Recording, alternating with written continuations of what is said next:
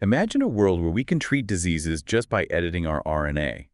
It might sound like science fiction, but companies like Korro Bio are making it a reality. And that's what we're diving into today, Korro Bio. It's a company pioneering a new class of genetic medicines based on this whole idea of RNA editing. So if you're interested in the future of medicine and how cutting-edge biotech could actually impact your life, you know what to do. Hit that subscribe button. It is really remarkable what they're doing. One of the things that makes Korro Bio so interesting is they're going after diseases that were previously considered like undruggable. They're not settling for just tweaking symptoms. They're targeting the root cause of genetic diseases by going after RNA. Okay, so for those of us who haven't taken a genetics class lately, remind us, what's so special about RNA? So you can think of DNA as like the master blueprint of our cells. And RNA is like the messenger. It carries instructions from that DNA blueprint to build proteins. And proteins are the workhorses of our bodies. They're the ones actually carrying out all these essential functions. But sometimes there are typos in that DNA blueprint, so the instructions get messed up. And you end up with malfunctioning proteins. So Korro Bio is essentially coming in and editing those typos in the RNA, correcting the instructions before they can even lead to a disease. Exactly, and that's where their OPERA platform comes in, which stands for oligonucleotide promoted editing of RNA. It's pretty elegant, actually. It allows them to make very precise edits. And they're temporary edits to RNA, so you're correcting those faulty instructions without actually permanently changing the DNA blueprint itself. That temporary part seems really key, because we've heard so much about gene editing technologies that make permanent changes to DNA. And, you know, there's always concern over unintended consequences. Yeah, definitely. With OPERA, it's more like a temporary fix. You address the problem at the RNA level without the risks that come with permanently changing someone's genome. That's a powerful concept. So what specific diseases are they targeting with this technology? Initially, they're focusing on diseases of the liver and the central nervous system. So one example is alpha-1 antitrypsin deficiency, or ATD. It's a genetic disorder that can cause some serious lung and liver disease. And right now, treatment options are pretty limited. So it sounds like they're really focusing on areas where there's a big unmet medical need. But it's one thing to have groundbreaking technology. It's another to have the team that can actually translate that into real-world therapies. What can you tell us about Korro Bio's leadership? They've put together a very impressive management team, a lot of experience in the biotech industry. Their CEO, Ram Iyer, he has a really strong track record of successfully launching and building biotech companies. So he's not just a scientist, he's a seasoned business leader, someone who understands the whole process of drug development and commercialization. Exactly, and the team around him. They have deep expertise in RNA biology, drug discovery, and clinical development. It's like all the right ingredients for success. Yeah. But let's be realistic here for a second. Drug development is super expensive.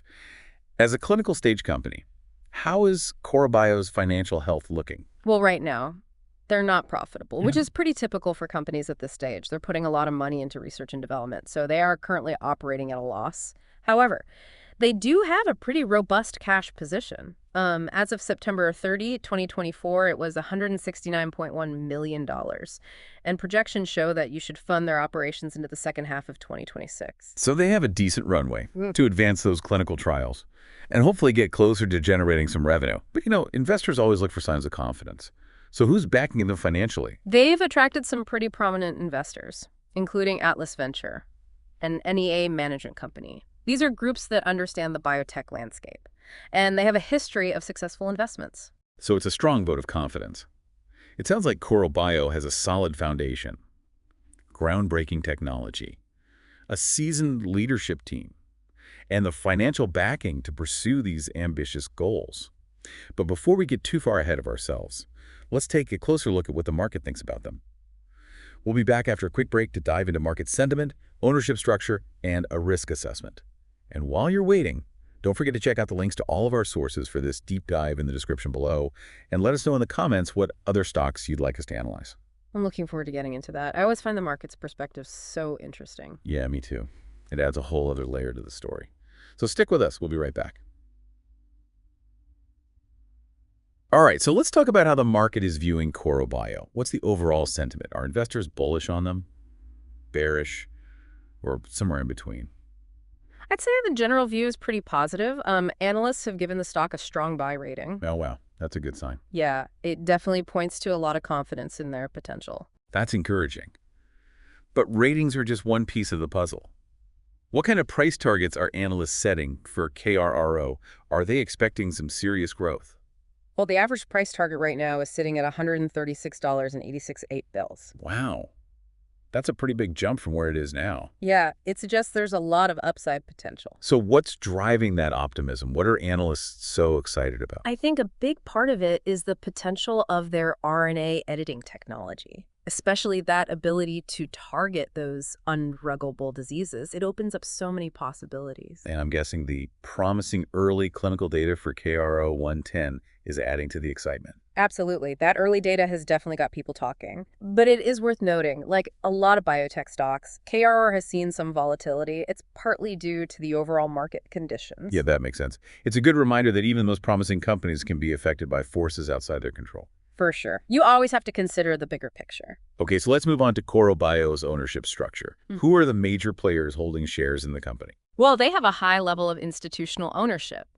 165 institutions hold shares. So it's not just individual investors like you and me. Right. It means those big players, the ones with deep pockets and teams of analysts, they're betting on Korro Bio. That's a good sign. Yeah, it shows those sophisticated investors see some long-term potential there. Absolutely. What about insider ownership? Are those closest to the company investing as well? Yeah, it's pretty noteworthy. Insider ownership sits at 5.40%. So those who know the company best also believe in its success. It seems that way. Okay, so who are some of the biggest stakeholders? The largest shareholders are Atlas Venture, NEA Management Company, and Deep Track Capital. Those are some big names. They really know what they're doing. Yeah, they're major players in the investment world. Their involvement definitely says something. All right, so we've got positive market sentiment, strong institutional backing, and significant insider ownership. Everything seems to be coming up roses for Korro Bio. But as with any investment, there are always risks. So what are some of the challenges that Korro Bio might face moving forward? That's where a SWOT analysis comes in handy. It helps us really look at a company's strengths, weaknesses, opportunities, and threats. Okay, so let's start with the strengths. What gives Korro Bio a competitive edge? Well, their biggest strength is definitely the Opera platform itself. The precision, the fact that the edits are temporary, the versatility, and the safety profile, all of that really gives them a leg up over other gene editing technologies. And we've talked about those advantages before, but it's worth repeating how important they are in this field. Gene editing is incredibly competitive right now. Oh, absolutely. It's a crowded space. So the Opera platform is really setting them apart. It is. What about their leadership? Would you consider that a strength? Definitely. They have an incredibly strong management team, a lot of experience. Yeah, and they've already shown they can translate that expertise into progress. Right. Getting their lead program into clinical trials, securing that partnership. Okay, what about intellectual property? Do they have strong patents protecting their innovations? Yeah, they have a robust intellectual property portfolio Yeah. that's essential in this field. Things are changing so fast. They need to safeguard their technology. Exactly. So we've got the cutting-edge technology, the strong management team, a solid IP foundation. What about the financial side? Their cash position. Yeah, that's definitely a strength. It gives them the runway they need to keep moving forward. For sure. Sounds like Korro Bio has a lot going for them. But no company is perfect. Yeah. What are some areas where they could stumble? Well, their main weakness right now, they're still pre-revenue and operating at a loss. That's the classic challenge for young biotech companies, isn't it? It is. It's not unusual. But it does create some financial risk. Investors need to be okay with that uncertainty. But even with that uncertainty, there are still opportunities for growth. Where could Korro Bio go from here? Well, one big opportunity is expanding their focus beyond the liver and central nervous system. That RNA editing technology has so much potential. It could be used to address a much wider range of diseases. It's like they've discovered this amazing new tool, and they're just starting to explore all the different ways to use it. Exactly. What other opportunities are out there? Partnerships. Collaborations. They've already shown they can attract partners like Novo Nordisk. That not only validates their technology, but gives them access to more resources and expertise. Partnerships can be game changers in this industry. They really can. So they're on the right track there. But aside from expanding their focus and forming partnerships, what about improvements to the Opera platform itself? Oh, there's definitely room for improvement. Like making it even more powerful. Yeah. Enhancing the capabilities. Addressing even more complex targets. So constantly innovating, staying ahead of the curve. That's key in this field. It's like building a better mousetrap. Right. Okay, so we've talked about the strengths and the opportunities. Mm. But let's be real. There are always threats that could derail things. What could get in Korro Bio's way? Well, the competition is fierce. Yeah. There are a lot of companies working on gene editing and RNA therapeutics. Some of them are much bigger and more established than Korro Bio. It's a tight race. Yes. No guarantee who'll get there first. What else? The regulatory landscape is another big one. Right? Getting approval for genetic medicines is a long and complicated process. It adds a lot of uncertainty to the timeline. Even if the therapies work, getting through all those regulatory hurdles. It's a big challenge. And I imagine there's always the risk that clinical trials won't pan out the way they hope. That's always a possibility. You just never know what's going to happen in clinical testing. Even the most promising therapies can hit roadblocks. Exactly. And even if everything goes smoothly in the trials and they get regulatory approval, there's still the challenge of getting those therapies to patients. Right.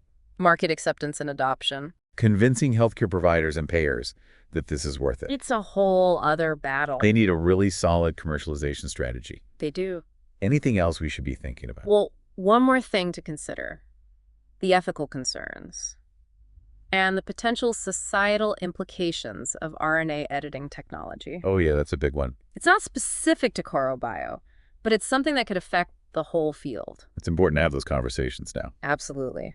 As with any powerful technology, we need to think about the potential downsides. So to wrap up, Korro Bio is a really interesting company, a lot of potential. But they face some serious challenges. It's a dynamic and competitive field. It is. But their strengths and their opportunities, they make them a really good example for anyone interested in the future of medicine. So what do you think? Is this a company worth watching? Before we go, I want to leave everyone with something to think about. We've talked a lot about using RNA editing to treat diseases. But where else could this technology go? What other possibilities are there? That's a great question. It's mind-blowing to think about. It really is. The potential seems almost limitless. It's exciting, but also a little bit intimidating. I agree. It really makes you wonder about the future of medicine, and even what it means to be human. So much to consider. Well, that's all the time we have for today. Thanks for joining us on this deep dive into Korro Bio. It was a pleasure exploring this with you. Until next time, keep learning, keep questioning, Yeah. and keep exploring.